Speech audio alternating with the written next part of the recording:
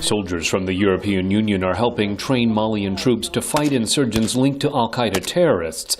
The deployment of a regional intervention force to replace French and Chadian troops in Mali is a central security issue for the African Union.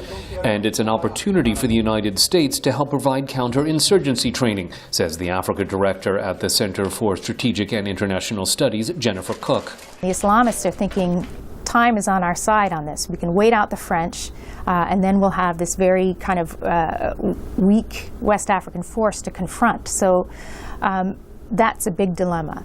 Cook says it's more than just a military challenge because the African Union and Western allies need to help create civilian authorities to which Malian troops are accountable.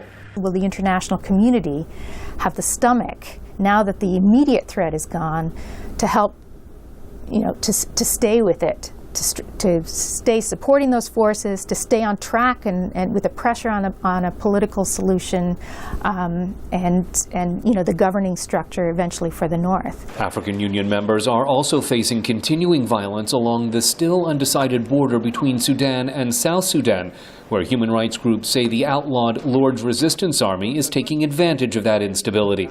At a time when Sudanese President Omar Hassan al-Bashir is working to improve his image abroad, Human Rights Watch Deputy Washington Director Sarah Margon says it's an opportune moment for Sudan to distance itself from the LRA.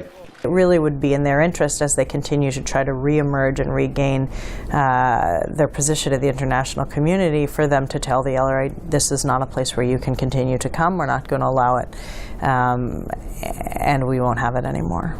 African Union officials are also expected to discuss Nigeria's state of emergency against Boko Haram militants in the north. Secretary Kerry reaffirmed Washington's support for Nigeria's fight against extremism and its leadership role on the continent in recent talks with Foreign Minister Olugbenga Ashiru. We have a close association, close working partnership, and Nigeria is a very important leader within the African Union as well as the economic community of West African states.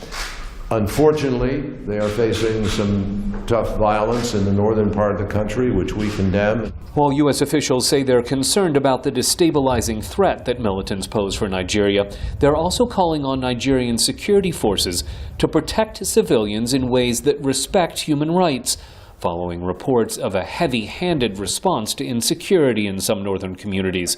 Scott Stearns, VOA News, Jerusalem.